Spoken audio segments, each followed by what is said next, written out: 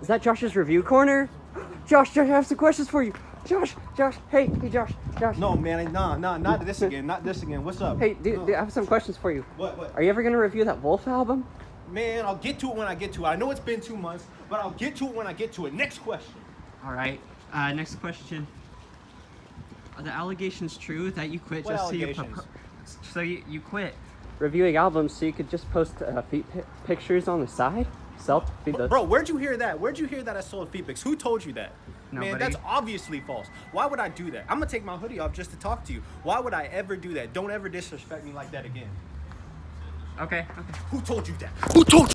Man, I just think I'm losing focus. Right?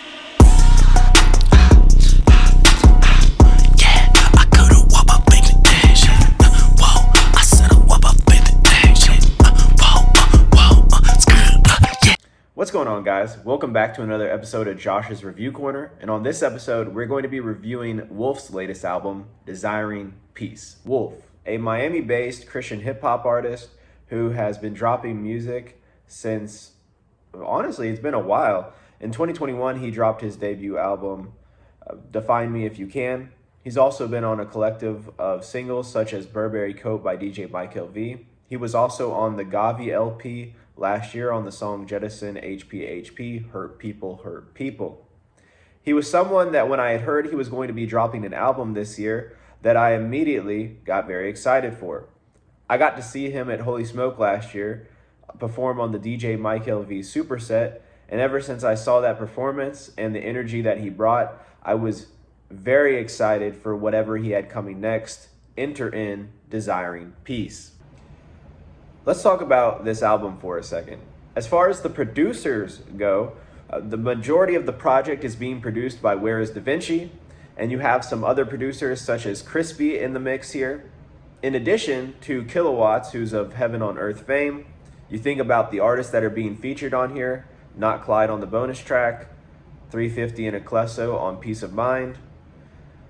Makes sense that Kilowatts, who's also a producer for Heaven on Earth, would also be on this project. This project is 14 tracks long plus a bonus track. The runtime of the album is about 42 minutes long. And immediately, when I hear that an album is 42 minutes long, it's 14 tracks long with the bonus track, plus a bonus track, I immediately get scared a little bit. I pause for a second. Because with longer run times, that typically means that an artist has a lot to say. So with that being said, does Wolf have a lot to say, and does it justify the 42-minute runtime? Is the music here going to sustain me for the length of the album? And unfortunately, I do not think it does. But before I get into my least favorite track and some of my issues with this album, I do want to talk about my positives and some of my favorite tracks from this project. Starting off my list of favorites, I want to talk about the first official track on the album, and that is Shalom. And this one is one of the few tracks that is not produced by Wxlf. This song is actually produced by Crispy, and it sounds amazing. Love the energy that he comes into this song with. I love the switch ups in the production where you have those really heavy 808s come in, but then you also have those very synth heavy melodic passages in the chorus. Love what Wolf is doing with that chorus. It provides a nice bit of reprise from all that trappiness that we get on the verses. In general, it's a very strong opener and a perfect way to open up the album. Then transitioning into the next track, War, featuring TJ Carroll, we have Where Is Da Vinci on the production here. And this song just slaps. I love TJ Carroll's verse. I'm a big TJ Carroll fan. I loved him on the song Smile, his own solo song. And so when I saw this feature, I said, you know what, this probably fits like a glove, and surely it did. What a great song. What a great feature. What a great flow he hits.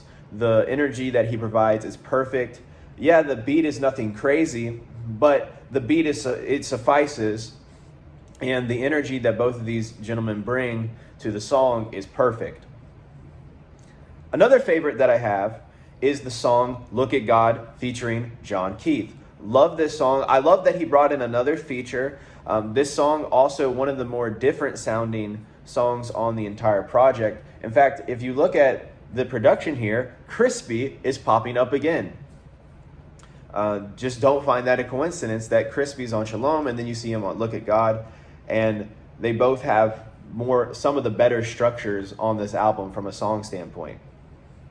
John Keith provides a Look at God. Love that chorus, love that vocal refrain. Also love Wolf's performance here. In general, just a really really strong song that we got going on here. Two more tracks that I want to point to your attention are the songs Highs and Lows. Love this song where it fits into the holistic part of the album. You know, at this point, I've been getting hit with so many different trap sounds, and yes, Highs and Lows is another trap beat, but really it doesn't go in the hype trap beat direction. It goes more in that vibey trap beat direction. And for what I had been receiving up until that point of the album, to get that nice little switch up and that nice little refresher was much appreciated. And so Highs and Lows hits for me because of where it lands in the track listing and because of what it accomplishes for adding some light to this album. And then I want to talk about the last official track on the album before the bonus track, and that is the song Peace of Mind. Love Wxlf here, love 350's verse. I love the subject matter. This to me is this and Shalom to me were two of the best written tracks on the album. Not just because of the structures that were going on there, but also because of the subject matter. I love how personal Wolf gets about his grandma, and I love just in general the heartfelt nature of this track. You know, peace of mind is something important, and it's like, man, that's all I want. All I want is some peace of mind. But, you know, there's so much going on around me. And so in general, I just really love this track, and I think it's a great closer for the album. Now, that's what I had for favorites. Now, let me talk about my least favorite. Before I even get into my least favorite, actually, let me talk about some of my issues with this project, because I do have quite a few issues with this project. First off, it is the runtime. You know, the runtime tracks checks in at about 42 minutes. And usually if something's going to be 42 minutes long, in my opinion, it's either got to have enough sonic diversity in it to be able to justify that runtime. The artist has to be able to talk about something that is deep enough to be able to justify that runtime. But what I find with this project is that, you know, you have such great songs like Peace of Mind, and you have such great songs like War and Shalom and Look at God, where the subject matter is so deep, the subject matter, the beats are good, the features are good, but there's so much of this album where he's just saying absolutely nothing. And there's so much of this album where it is just the same exact sound repeated. Okay, we're going to put some 808 trap drums, and we're going to put a really spacey, dark, trappy melody in the background. Boom. And then we're just going to throw the track at you. And you know what? I'm not even going to switch up the energy on any of these tracks. And I think that's another thing that this album could have benefited from Wolf's perspective is, hey, if you're going to go that direction with the sonics and you're going to keep that same thing, you got to switch up the energy that you provide on these tracks to keep me interested as a listener. I think Wolf is incredibly talented, and I think he has so much potential as an artist, and that's why I'm saying this, because he's so capable of it, but yet he just didn't deliver that on this album, Desiring Peace. And so I know that Wolf in the future is going to do a better job, and I have full confidence, and I'm still looking forward to what he has dropping. But I think as far as this album goes, there's so much more to be desired. You know, whether it be the sonic diversity. I mean, I just got done listening to Titanium 2. You go and listen to Titanium 1. That's one of my biggest critiques with that project. That project has a lack of sonic diversity. And yes, there are some tracks on there that do have that diversity. And those are the tracks that stick with me. The tracks that stick with me on this album are going to be the songs that do have that diversity, such as Peace of Mind, Look at God, Shalom, Highs and Lows, right? These are the songs that stand out to me.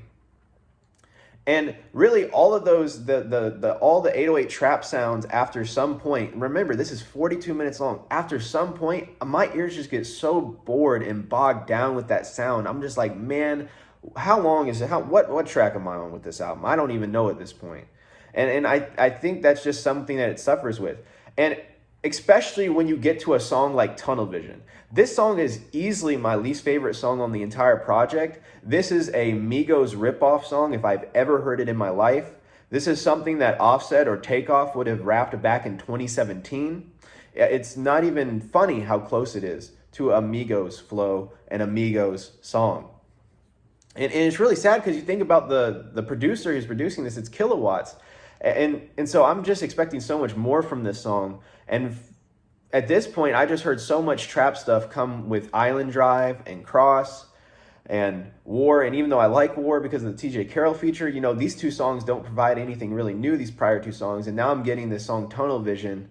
And man, is it just disheartening to listen to on the project. So I think this project just suffers from a bloated runtime. It suffers from a lack of sonic diversity. It suffers from a lack of energy. And, you know, the tracks that do have the energy, you notice. Like Peace of Mind, great energy. War, great energy. Shalom, great energy. Look at God, great energy. So I think the project just suffers from a lack of energy and a lack of switch-ups in the delivery. But that's really what I have for issues and for least favorites. Now, let's get into my final thoughts. For my final score and thoughts on this project, if I had to give this a project anything out of 10, I would give it a 4 out of 10. And as far as my final thoughts for it, Wolf, I have full faith in you, brother, that you're going to make something great and that you have so much potential, brother. You're so talented. Like, you can do so many great things with your music. I believe in you so much, man. I believe in you so much. If you're watching this, I want to let you know I'm rooting for you. I want you to continue to develop your artistry because, brother, I think you have so much potential. But as far as this album goes, I think you got to use it as a stepping stone. You got to use it as a learning moment where you say, what did I do well here? And what could I improve on to go into the future? So that's really all I have for final thoughts. I'm just wishing the best for Wolf. I'm excited for whatever he has dropping next. But as far as this project goes, I just don't think it offers anything worth listening to, except for the tracks I mentioned that are on my favorites. But hey, you guys let me know down in the comment section what you thought about this project. Did you like this project? If you did like the project, what were some of your favorite songs? Would you disagree with me about that least favorite? Is that your favorite song on the project? Well, hey, you just let me know down in the comment section. As always, guys, I love you. You have a blessed day, and I'll see you in the next video. Peace.